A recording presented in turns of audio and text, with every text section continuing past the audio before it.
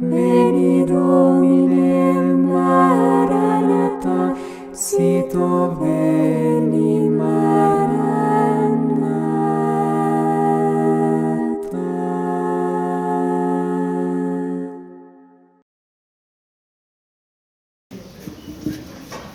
Merry Christmas, everyone. Happy New Year. Happy, I think for some it's an octave of the Epiphany. So happy to all that too. This lecture was supposed to be given last month, or if you believe in Providence, it's supposed to be given tonight. So I prefer to say that it's supposed to be given tonight. As I was listening to the readings at Mass this morning here at for the Academy, Thursdays we have the Latin Mass on Thursdays with the students, so we had some different readings than the rest who maybe went to Mass, but I was again struck by that first reading that talks about that our heart will throb, will be filled with great joy at the sight of the Messiah. And I'd like to believe that beauty's got something to do with that, and that Christ is somehow profoundly beautiful and worthwhile, which is why things are beautiful. Our speaker tonight, James Matthew Wilson, I don't know him real well. I know him because he shows up here month after month after month. And it seems like every time I have a conversation with him, it's worthwhile. And it's always about things that are really good, or topics that at least I find particularly interesting. And the more I learned about him, the more I discovered that he was given a wonderful mind, and he writes wonderful things, things that I think are perennial and good for everyone all the time. And so it was a delight when I reached out to him, and he quickly said, "Yeah, Mike, I'll jump up there and do this." And how fitting that in God's providence, it wasn't last month, but that this lecture finds itself situated in a particular feast that the world has already washed away, and that we as Christians and Catholics are still celebrating. And so without further ado, I'll do my best, James, okay? James Matthew Wilson is the Cullen Foundation Chair in English Literature and the founding director of the Master of Fine Arts program in creative writing at the University of St. Thomas. He's the author of 14 books. His most recent collection of poems is St. Thomas and the Forbidden Birds, The Strangeness of the Good. It won the Poetry Book of the Year Award from the Catholic Media Awards. In addition to his role at the University of St. Thomas, he serves as poet in residence of the Benedict XVI Institute, scholar in residence of Aquinas College, right here in Grand Rapids, editor of Colosseum Books, and poetry editor of Modern Age magazine. He joined the University of St. Thomas, Houston in 2021 when he co-founded the Master of Fine Arts program. The topic of his lecture tonight is the Catholicity of Beauty, and if we could, let's give Dr. James Matthew Wilson a nice, hearty, authentic welcome.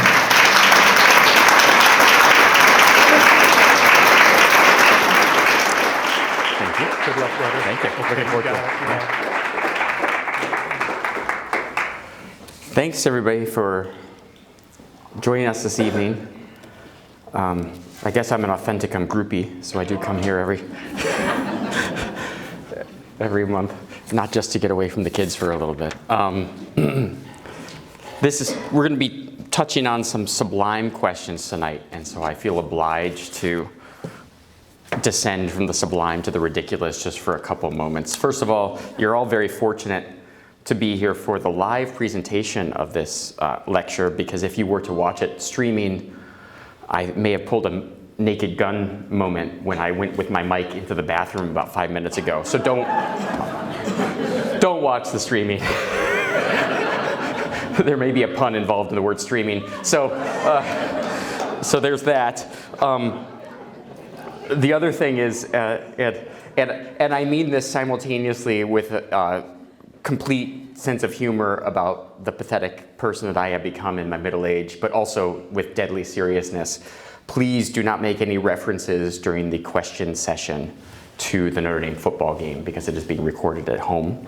And I don't want to know anything about it until I get home to watch it. So just let us just enter the realm of silence where we shut out those needless distractions that no person of any dignity would pay attention to. And just focus on the things that really matter. So my comments tonight are under the title, The Catholicity of Beauty, which is a title that I've used for an article that I have vaguely somewhere in the back of my mind at some point to turn into a book, but that is of specific application to us here tonight in that we are standing or sitting beneath this Church of the Sacred Heart where the Palestrina 500 project is unfolding. And my comments tonight are intended to specifically, I hope, provide a vocabulary to you, if you don't have it already, to articulate why it is that it's so important that this is taking place at this parish in this year. I remember years ago reading the works of the Frankfurt School scholar Theodor Adorno, where he referred as truisms and cant, as in C-A-N-T, as in garbage language, the phrase truth, goodness, and beauty. And I understand why he might have felt obliged or felt inclined to dismiss that language as cant, as a mere truism that issues easily from the lips, but is something that has no substance behind it. Because it is a phrase that just rolls off the tongue, truth, goodness, and beauty. And one begins to suspect that depending on the person, this phrase, truth, goodness, and beauty, could be trivialized, dismissed, or simply have a certain unreality to it. And that unreality in particular could go in a couple directions. First of all, there could be just sort of the patronizing use of the expression. But there's also another one that's just a little bit more nuanced, and that is, and this is something that we find often in certain branches of theology, a tendency to understand with solidity what it means to talk about truth, what it means to talk about the good. But that beauty just gets tossed in there because, well, every good thing has three parts, as we learn from the mystery of the Trinity, so you got to have something else, right? But I want to invert that. I'm going to be throwing down a few gauntlets tonight, and one of them will be to say this. In fact, this is almost an exact quotation of something I'm going to read in just a few minutes. That if you will not have beauty, you can't have truth or goodness either. So I want to start tonight. My remarks are a little bit quotation heavy early on, and then all quotations disappear as I will move through the remarks tonight. So it may be a bit much to listen to a series of quotations early tonight, but by the end you may be begging for more. So we'll just see how that pans out.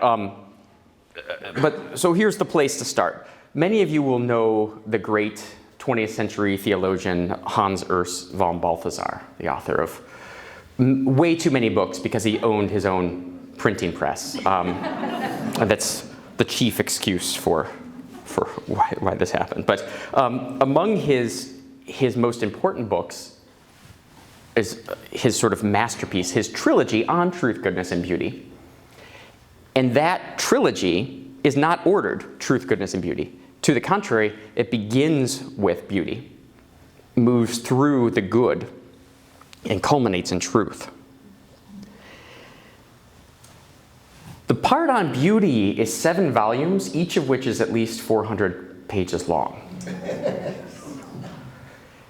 If you just read the first page and a half, you're pretty much set. And I don't mean he has nothing to say for the next, I can't do the math on that one, but for the next 28,000 pages. What I mean is that I realized a number of years ago that I had spent almost 20 years thinking about the first page and a half.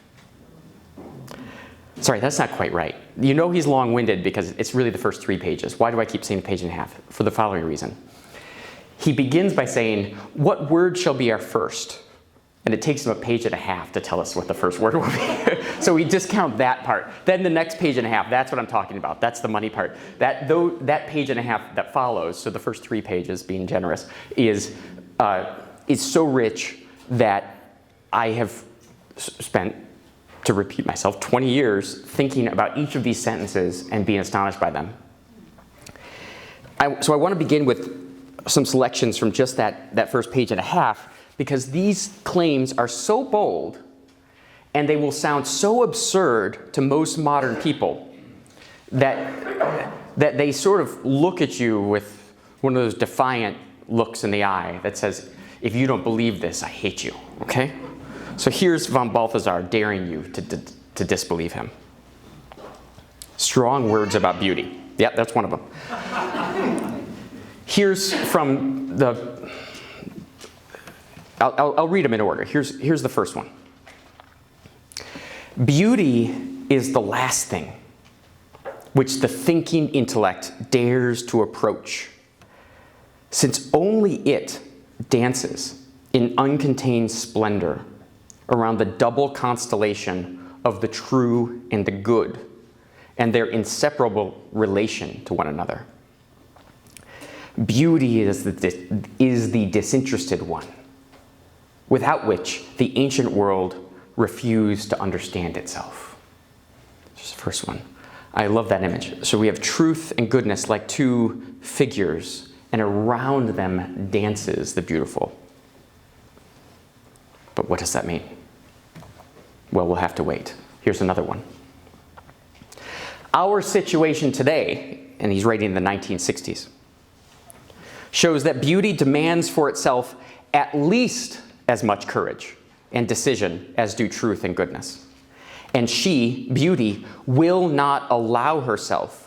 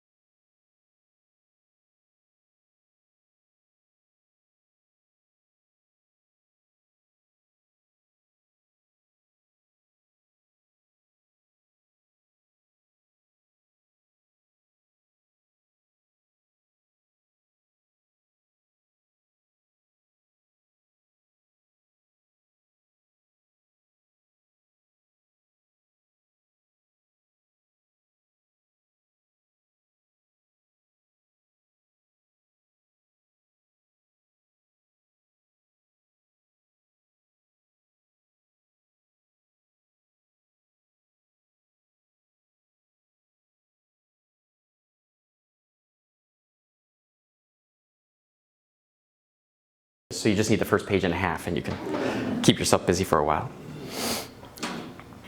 Here's a somewhat eccentric translation that tries to capture some of the twists and turns of Aristotle's ancient Greek. All human beings stretch themselves out towards knowing.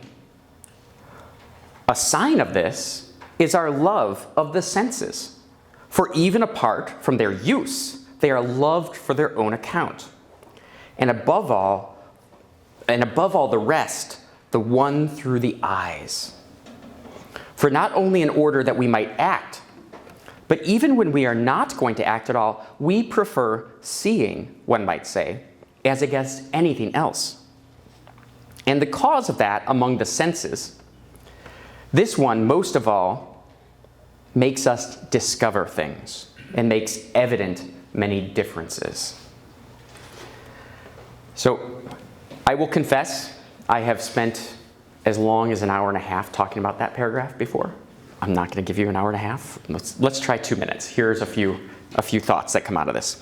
What is Aristotle saying here? First, knowing, the act of knowing is a stretching of ourselves out, a stretching of the mind out towards being, and it's a spiritual act. I remember from my youth Rubberman, the guy who could stretch out his neck and arms. You do that all the time, just without weird limbs, with your mind. Your mind itself stretches out towards being. That's what knowing is. Seeing is the paradigm of this. And not only is Aristotle brilliant, but he's really funny secretly here. Think about seeing as the paradigm here. Of the 5 senses, let me ask real quick. I know we're going to be short on time, but I got to ask. If you had to give up one sense, which one would it be? Smell? I'm not surprised to hear smell. Is there a universal consensus on smell? This guy's shaking his head. He says smells and bells masses are good. Taste. Tasteless. Okay, yeah. I can see both those as competitors. Think about what the experience of those senses do. I remember the book, what was it called? The Ice Storm, that was published in the late 1990s. They had a scene about this, where a teenage boy makes a presentation on the sense of smell. And he says, when you smell something really bad, that's molecules of that thing coming into you, and you have molecules in your nose. And it's a very awkward moment for this teenage boy in Connecticut in the 1970s, and it's an awkward moment for all of us. The experience of smell invades us, so that we say, oh, I gotta get away from that smell, right? You have to go away from it. It's as if it's attacking you. Taste does something similar, right? Look, this is spoiled milk. Taste, just to confirm. I'll look, thank you, right? Or I heard you, but not taste. Our sense of smell and our sense of taste, and nobody said touch, but I can understand that, but touch? Oh, you did say touch. You received bonus credit. Okay, so all those things, the experience of these things is invasive. Right? Because why else would you say, oh, look at that roadkill, somebody touch it. No, thank you. Each of the experience of touch, the experience of smell, the experience of taste are invasive. Sometimes literally we're taking what we taste into our body. Smell we're taking also literally into our body, but we don't think about that. Touch, it's just coming dangerously close. They're all invasive. But listen to what Aristotle says here. Seeing is especially precious to us, because seeing, in a way that those other senses don't, imitates knowing.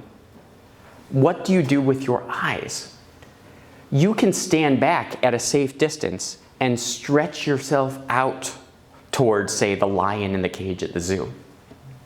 You can know the lion by your vision without physically petting him or putting your head in his mouth like the lion tamer. And that's always been, in my view, a good thing. So seeing speaks to us of what it means to be a knower. By way of seeing, we stand back and yet somehow participate in the world beyond us. It's the inversion of taste. In taste, the world invades us. In seeing, we don't invade, we simply effortlessly, floating on air, spiritually go out into the world, and we come to participate in it. He goes on, this is natural to us. It fulfills us. How do you know it fulfills us? Because we would do it just for the sake of doing it. Remember my mom, as we were driving down Saginaw in East Lansing, when I was growing up, she'd say, Jim, there's a car accident up ahead. As I drive past it, I want you to pay very close attention to see what happens. And of course, I always had no idea. But she's like, so disappointed in you. You're never going to amount to anything. So, but why? Why did she want me to rubberneck on her behalf? Because we just like to know things. Why would you want to know that, Weiser says? Because we want to know it, says Aristotle. Knowing is something we like to do. To know the truth is good.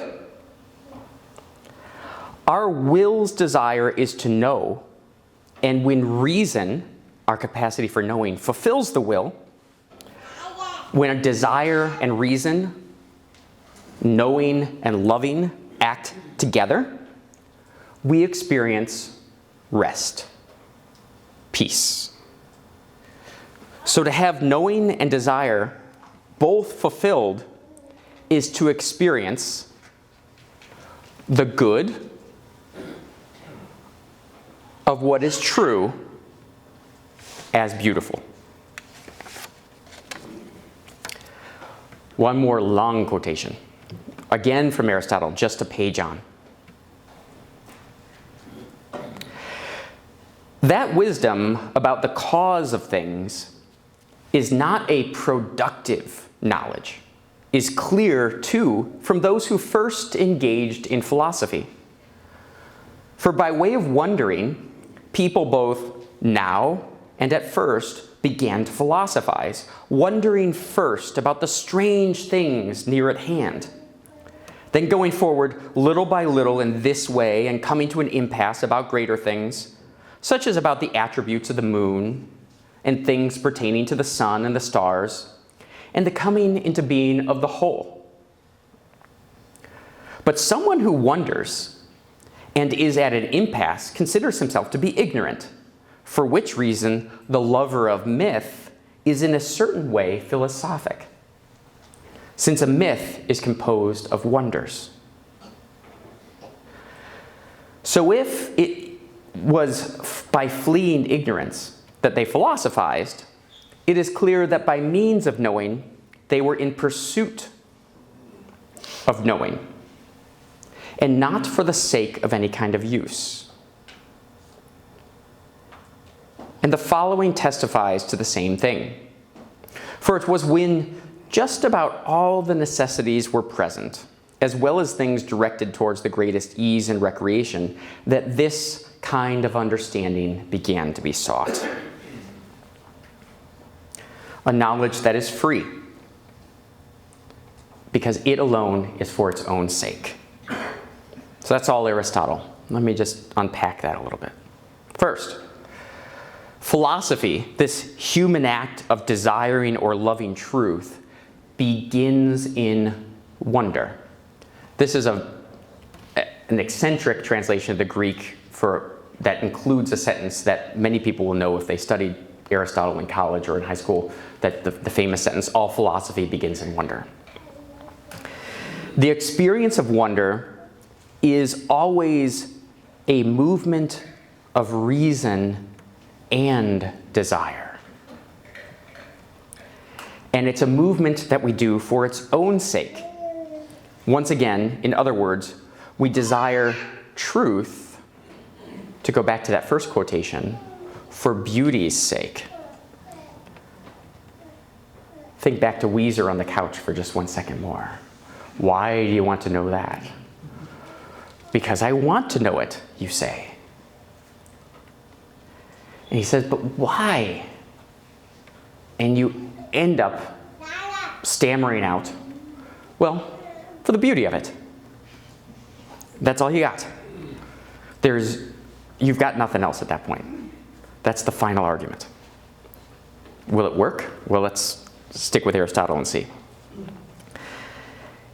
Because here's the most important point from this particular passage. Wonder, the experience of wonder, the wondering about things, that begins in us. I wonder. It's me wondering. But we only begin to wonder in response to the world being composed of what Aristotle here calls strange things. That is to say, the world is full of wonders. What I want to say now is not a play on words. I think it's the most insightful thing Aristotle ever said. We can only wonder about the world because the world, which precedes us in being, was wonderful before us. That is to say, we are rational animals, we are knowing beings, we are intellectual creatures. Everything we do that is essential to us is fundamentally and essentially a response to the world that first gave itself to us. This might seem a really small point, and in one sense it would be a small point if it weren't for the fact that we have a whole history of modern philosophy that gets this totally wrong. If you've ever read René Descartes, if you've ever read Immanuel Kant, if you've ever read Hegel, all of these lunatics think that the world is like this. It doesn't really exist until it doesn't exist for you, whatever the hell that means. Okay, sorry. Beneath the church here. Sorry. Doesn't exist for you, whatever the heck that means, until your mind, with its Germanic Nazi-like triumph, goes out of you and conquers the world and says, I will impose a schema on you called Darwin's theory of evolution, or gravity, or addition. Right. And then, suddenly numbers exist, gravity exists, etc. It's all just a schema that we impose upon the world, the way lines of latitude and longitude are imposed upon the map. But that just gets things completely backwards. We wouldn't think about things if things weren't already, in a certain sense, thinking about us. We wouldn't wonder about things if things didn't already contain within them mystery, wonder. If they weren't already, to repeat myself, wonderful. And so to be human is not to go out of your sort of otherwise self-enclosed mind into the world and try to conquer it and become a master and possessor of nature. To be human is to be the kind of creature who's in the world, and to whom the world announces itself, speaks, and says, here I am, look at me. Do you want to know what I am? Think about me for a while, and you'll come up with the word elephant or giraffe. That's how we live. In other words, our act of knowing is, you might say, an almost chivalric and cordial response to the gift of being that the world first gave to us. And you already know this, because if you think about something, whether it's this microphone or the beer that I haven't touched, even though it's been sitting here for half an hour, you will look at it and you'll say, oh, what am I thinking about? I'm thinking about an object. And it takes a little mental gymnastics here, and also gymnastics of our tongue here, but that means that, but an object, the idea of something being an object is connected to the action of a good defense attorney in a courtroom who says, I object. That is to say, the world objects to us, but not in a sort of unpleasant, smelly way, but in the sense that it gives itself to us, it throws itself at us, it makes itself object, so that we may receive it in turn. The reason that I've started with this quotation from Aristotle, a quotation that doesn't have at any point used the word beauty, even though Aristotle's texts are otherwise full of the word beauty, it's because this is the text that locates us, and I think better than anything that was ever written, clarifies what it is to be just human in the world. We come into the world and we find the world already giving itself to us. And it's essential to us as people who, as creatures who know, as rational creatures, that our activity as human begins in response to the world first giving itself to us. The wonders of the world that is wonderful, acts first, and we respond in kind, very cordially, and say, thank you, I will come to know what you are. You're a fish, eh? Okay? This is what Aristotle wants us to understand. But think of the other things he said. I mean, I went on for a long time there. There's a lot there, right? To do this, we do it for its own sake. It's the pleasure that comes with seeing. Why would we want to know what the wonderful world is, aside from so we can sing Louis Armstrong? There's only one answer. For the beauty of it. When you see it, you say, oh, well, kind of nice. Right? And you'll even see that, as Aristotle will tell you in the Poetics, sometimes about dead bodies. And you think, no, I won't. Yes, you will. We'll get to that. I've got an argument for that one. All right.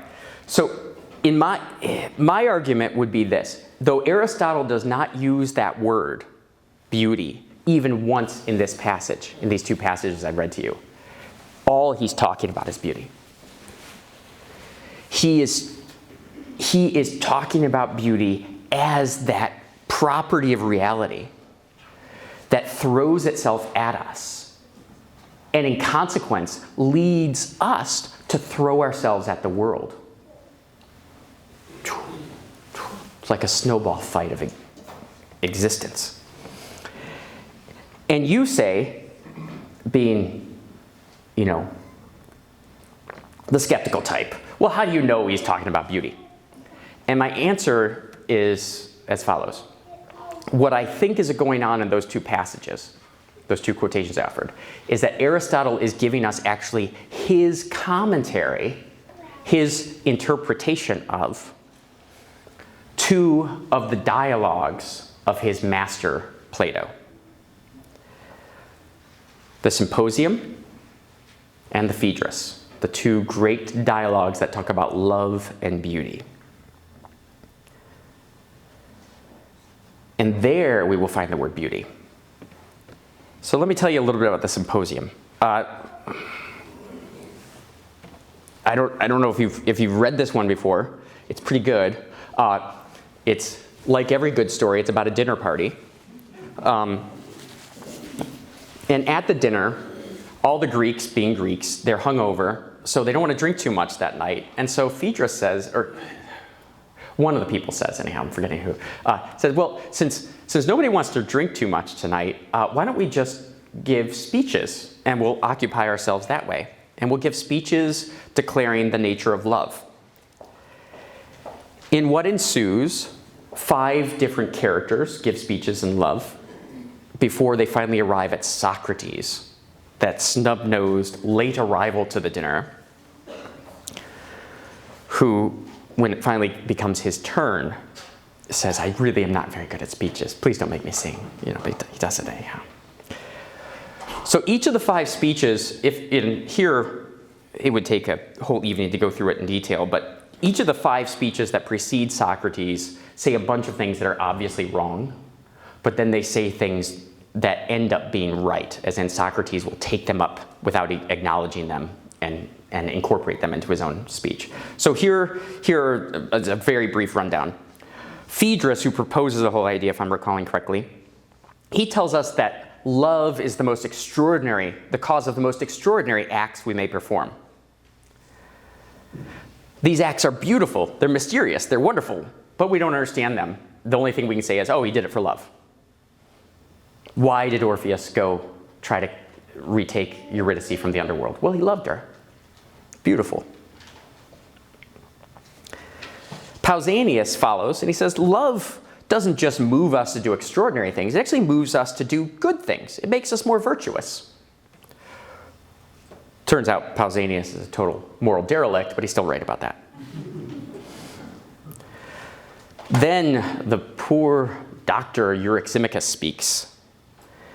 And most of what Euryximachus says we're supposed to laugh at the way you laugh at some terribly pedantic person. Euryximachus actually says, you know, it's my understanding as a scientist that if you're hungover, you shouldn't drink more. You know, he's that kind of person. Yeah. You're tripping. Have you tried tying your shoes? He's that level of advice. But he says something that's really quite brilliant. He says, this movement of love that moves human beings towards virtue, that's not a movement exclusive to human beings. That is the movement of every aspect of reality. All of reality is moved by love towards order.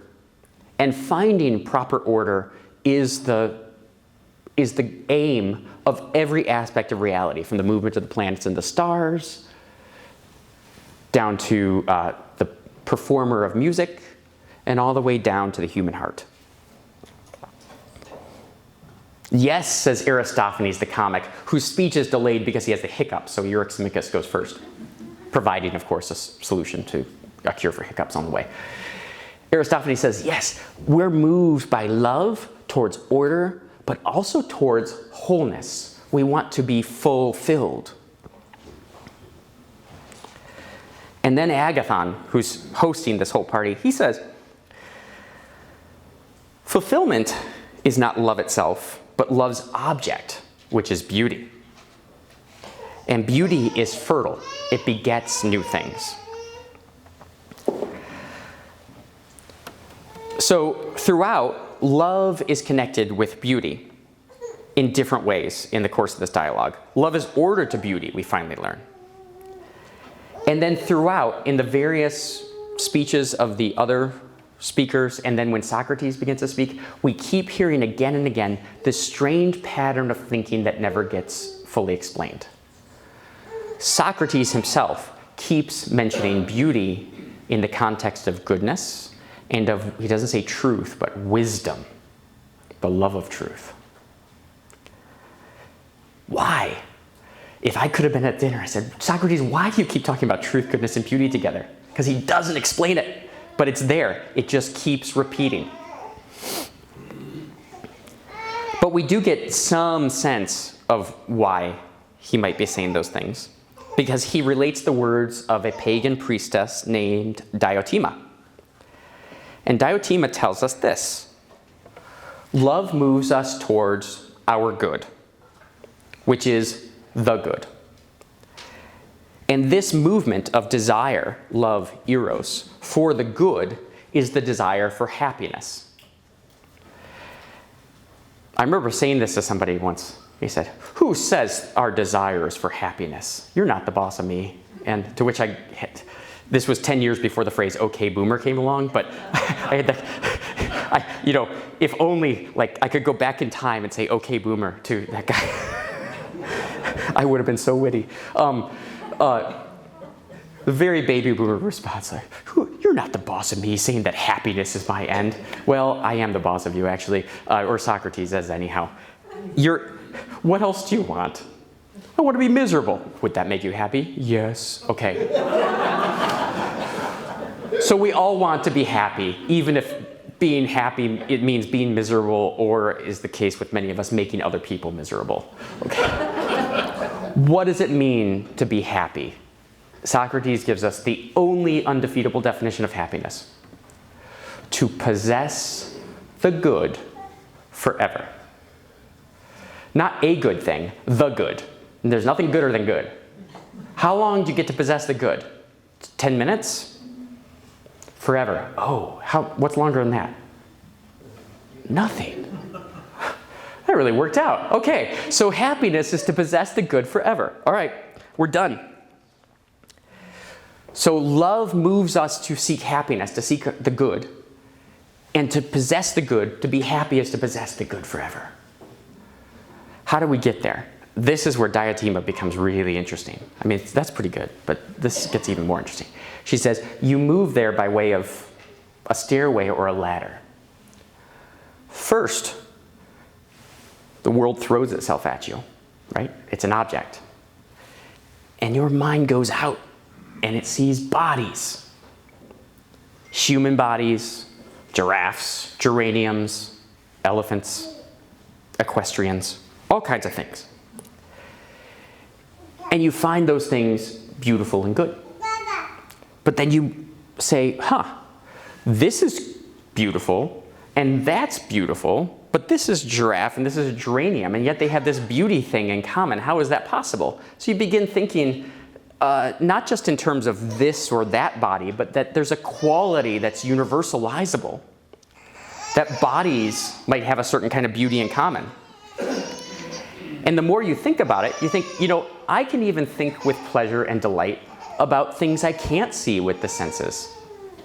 I can think about souls or ideas. I can think about activities and laws as beautiful. A truly just law has a certain kind of beauty to it, and I find that attractive. A certain heroic activity seems beautiful to me. I always think about this in context of, say, Homer's Iliad, because the experience of reading that for the first time as a teenager, where all of the details of the plot were washed away, but I could lie in bed at night and I could see the figure of Achilles and say, that's what courage looks like. This is beautiful.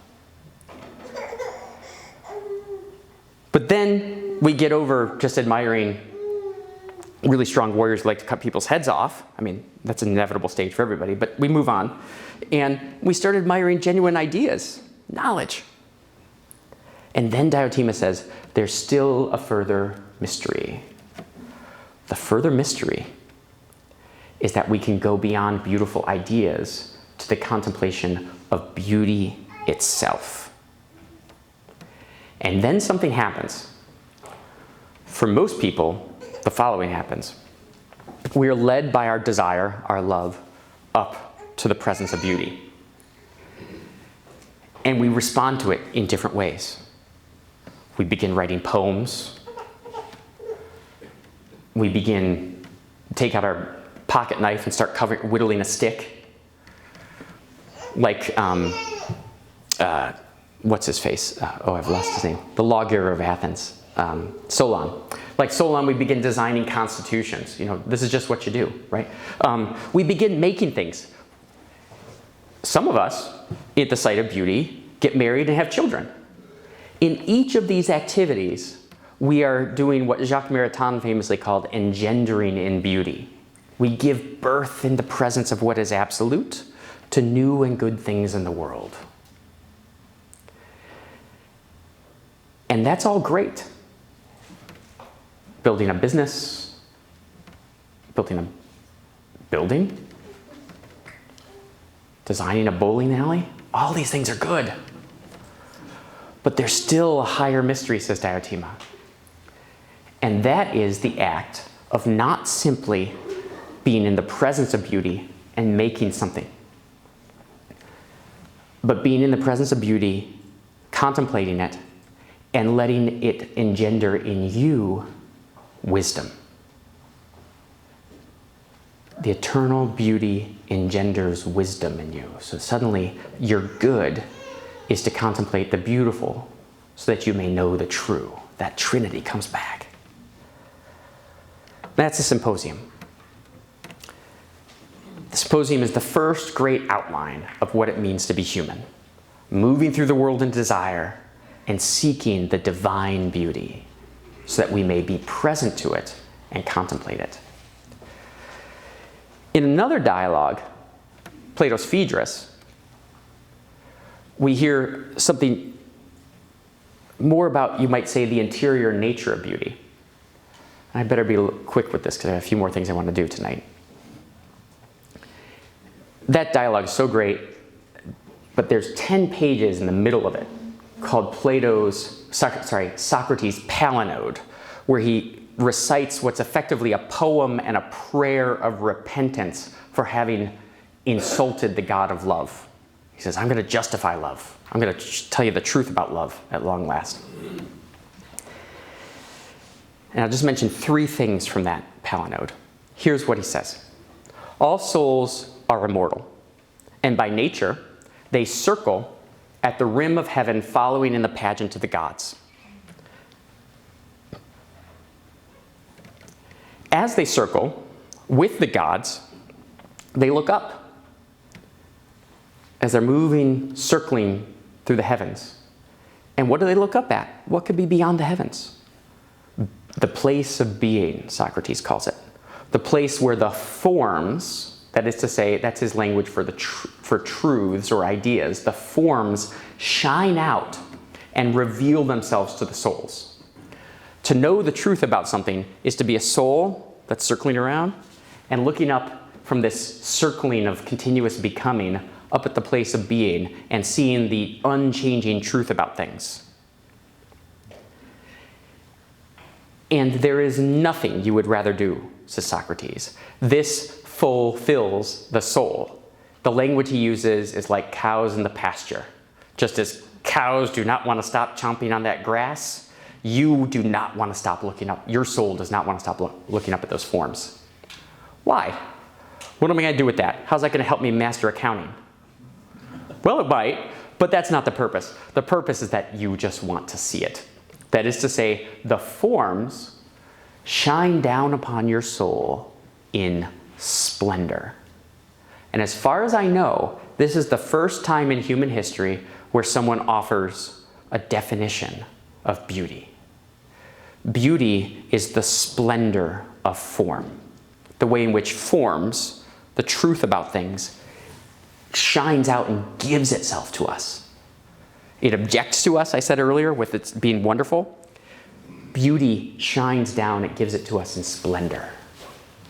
Truth and splendor, or the splendor of truth, is the first definition of beauty. But, says Socrates, those souls circling around, sometimes they're just not that athletic.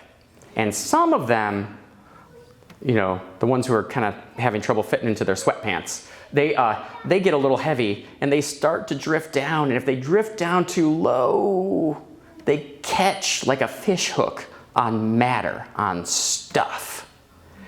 And then if they catch on that stuff, they keep sinking because they've got weight now, and they go down into the world. And those souls come to occupy that stuff, that matter, and they give it shape. And in circling down like this from the heavens, each of the souls that fall down give this stuff of the world shape. If they didn't, says Socrates, the world would just be a huge lump of existence. That phrase from von Balthasar, that's Plato. But the world isn't a lump of existence. It'd be like a big pile of suet dough on your bird feeder. That would be the world. But we have souls. There are souls in the world. And their movement causes that lump of existence to get separated out centrifugally and to take on all of the different forms that constitute, forgive me for repeating my examples, but these are perennial for me, the giraffes, the elephants, the geraniums, the people, the Sacred Hearts, the cameras, the founders, IPAs of the world. All of these things. It's all stuff informed by souls. Formed. And what those souls do is they take the beauty they've seen above, and as they, as it were, impregnate matter and give it form, they shape the world. So they take the splendor of form, the beauty that is above, and they bring it into the world. And this is the beauty of the cosmos. The Greek word cosmos means world order. And so the beauty that comes from above by way of souls comes into the world and gives shape to the world. So we have beauty up above and beauty down here. You say, what is this he's describing? Circling around like this and going down like this? If you turn that little tornado I've been drawing on its side, you'll see a picture of something. It's the stars and all the planets going down to the very center, which is basically the bottom of the sink drain called Earth. Plato has just mapped out the world in that 10 pages. It's kind of just ridiculously brilliant. Okay, so anyhow, he does that, and then he says, here's one more thing. He tells us. Here you are, a soul that's fallen into a body, and you're moving through the world. And when you see a pretty face, it reminds you of that splendor of form you saw up above. And he goes on about this a little, maybe too long. You instantly sprout wings in the back, and that's why you look weird when you're in love, because you're like awkward, right? And it's because you're trying to get up out of this world back to the place of absolute beauty, the absolute splendor. When you encounter it here, you're reminded of the beauty that was above. And this is the beauty of anamnesis, or recollection, what Benedict XVI calls the nostalgia of beauty. Which is, man, we could talk about this all night. Think about this. When you see something that's beautiful, you tend to say two different things. If you've seen John Wayne in the film The Quiet Man, do you know this movie? Greatest of all movies. When he first sees Maureen O'Hara coming down with her sheep at the side of the hill, he looks at her and he looks at Micheline O'Flynn and he says, "Is that real?" Like, her reality itself is in question because she seems so splendid. But then think of guys at bars in the leisure suits in the 1970s. Some lady walked into the bar, and doesn't he inevitably say, "Haven't I seen you around here sometime before?" You take Leisure Suit Larry and John Wayne, you combine them, and that's the experience of beauty for us. We simultaneously say, wait, is this possible? And if it seems so impossible, how is it that it seems as if I've known it my whole life? How is it as if this thing that seems so beautiful fits into the world in such a way that it makes sense and makes sense of the world as a whole? Well, that experience of the nostalgia of beauty, and of beauty as the splendor of forms, and of beauty as the source of cosmic order, is what the church takes up in its tradition in several places, in St. Augustine and elsewhere. But my favorite text that expresses this is the obscure early medieval theologian called Dionysius the Areopagite, I can never get that word out of my mouth. In his book, The Divine Names, book 4 of that book, he tells us this: the divine beauty is the cause of all that is. And like the sun shining out, it goes out, and as each ray shines upon non-being, it calls being into existence. And non-being, which doesn't exist yet, nonetheless somehow exists enough that it wants nothing more than to be called into existence by God. And so that great, beautiful, reciprocal relationship that Aristotle described for us earlier, of the world as wonderful, causing us to go out of ourselves in wonder, gets expressed at the metaphysical level of God shining down and causing being to come into existence, but in a certain sense, non-being answering the call. I don't exist yet, but I want to be. I know it's hard to fathom that one. How could that work? Non-being existence. But then think about the idea of potential. Potential is something that doesn't have any actual existence, but can be. And I think that's what Dionysius is describing. Then he describes that whole world that I just gave you in the Phaedrus, and he says, it's called a hierarchy. God, beauty beyond all form, causes all things to be, from the angels to men to animals to plants to stones to non-being. And all those things respond to this cause, this loving cause of being, by reaching up in yearning from the lesser to the greater. This is the original use of the word hierarchy. If anybody ever tells you that hierarchy is a bad thing, say, no, hierarchy is a really good thing. Because hierarchy is the term that Dionysius coined to express the way in which the world is fundamentally created out of God's loving desire for things to be, and things that are loving desire to return to God. This gets described by Dionysius and elsewhere as the so-called exodus and redditus. That is to say that the nature of creation, the structure of reality as a whole, is such that we exit, we proceed from God when we're created as creatures, and it's our whole life's aim to return back to God.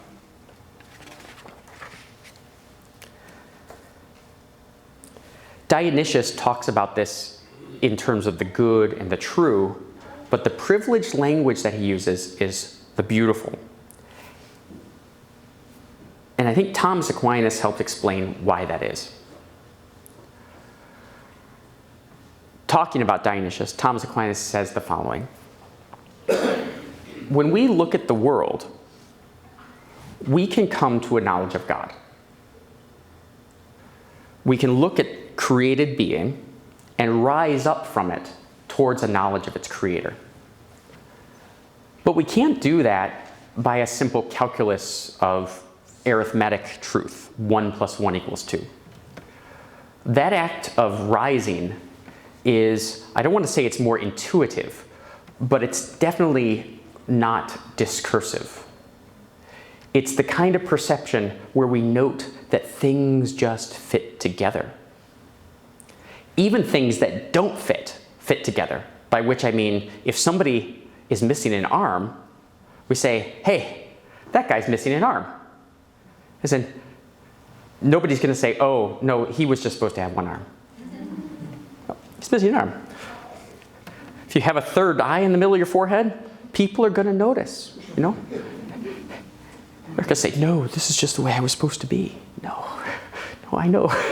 I know how you were supposed to be. I can tell. I don't need to make an argument about three-eyed Jane or one-armed Larry. I just need to see them, and I can perceive how they fit into the total order of things, their differences and their similarities. These differences and similarities are called ratios. And it's the basis of the idea of ratio in the sense of reason. But it's deeper than that. It's the fundamental level of perception where the world, or the fundamental quality of things that gives itself, and we might impose words on it later, but it's already there giving itself to us to be understood, to be perceived before we have any language for it. And Aquinas says there are two ways to know God: by climbing up the ratios, and then also by shutting up, closing your eyes, and listening in quiet for the holy ignorance of God's grace. The latter is way more important, but the important thing about the first one is that it's available to us all already, and we would probably never go seek the holy ignorance of God's grace if our eros, if our desire were not first kindled to say, I want to know who made all these things. Aquinas, for the most part, repeats Plato's definition of beauty as the splendor of truth. But he does, on one occasion, and one only, give us a different account of beauty that doesn't mention splendor or form. Well, no, sorry, it mentions form, but doesn't mention the splendor of truth, Plato's usual definition. And that's early in the Summa Theologica. He says that beauty has three conditions: integrity, consonantia or harmony, and claritas, radiance, which is also can be translated as splendor.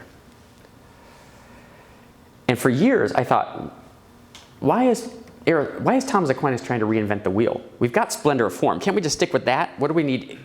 Integrity, proportion, and clarity. And I realized what he was doing. He wasn't inventing a new definition of beauty. He was explaining to us what the splendor of form is. When we encounter something and perceive it as whole, as being what it's meant to be, we say, oh, that thing has integrity. and that has a certain dimension of beauty to it. But then when we realize that, as John Donne put it, no man is an island, that nothing exists just by itself. Everything exists in an infinite series of relations. We begin to perceive the proportion, or consonantia, the harmony of thing with thing, part with part, forming up a whole that we call the cosmos, or creation.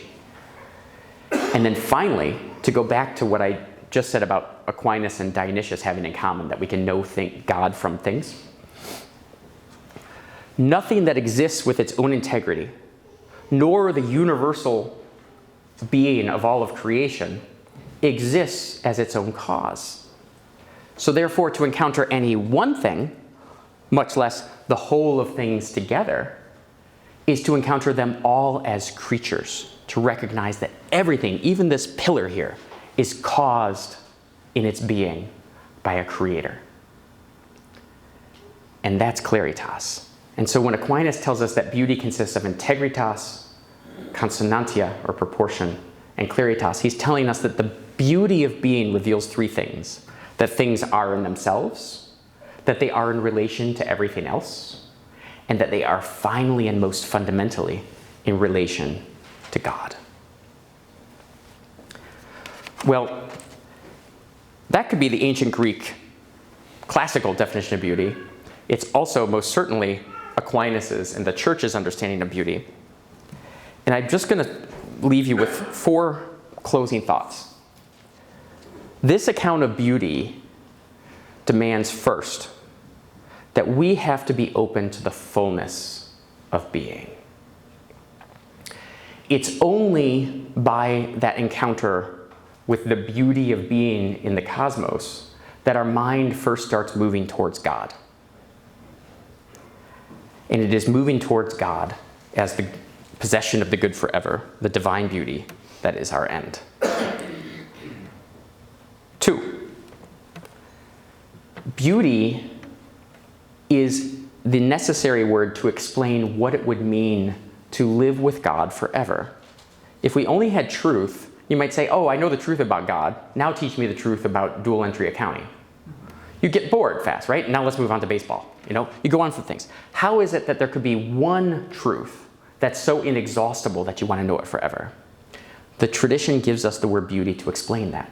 It's the splendor of form, the beauty of truth, the way in which the truth of God's essence is everlasting, and so you would want to contemplate it forever. In other words, to go back to von Balthasar, if you won't have beauty, you can't have prayer, and you can't have love. Last 2 points. First, the analogy of the fine arts. It's tempting sometimes for Catholics and really all modern people to discount the place of the fine arts in human life. Sometimes we grudgingly make a place for them. Well, it teaches us some good morals, like that story about not smoking after school with your friends, right? We try to make excuses for why stories might be important. They're didactic, etc. But this is not what the Church teaches us. The Church teaches us that learning to contemplate the form of things, to receive in wonder the splendor of form, is actually a preparation for heaven. So next time, those of you who own a book of poetry of mine, read it. Don't feel guilty that you're indulging in something. You're just getting ready for heaven. Okay, so thank you. Feels like hell, but it's heaven. Okay, so then finally, 4th. I could have talked about this last part all night. Liturgical form, the beauty of the liturgy. What you've heard from me tonight is a claim that beauty is not just some superficial thing that looks nice to me. It's a part of being, and it goes all the way down to being so that it's actually present at your first response to reality. It goes all the way down to the depths of reality. And so therefore, beauty is not a matter of taste. Aesthetic form, the forms of the beautiful, are not matters of taste. When the Church gives us the liturgy, it is not giving us a form that we may more or less like. Oh, I prefer this hymn to that hymn. That is the wrong response to the form of the liturgy.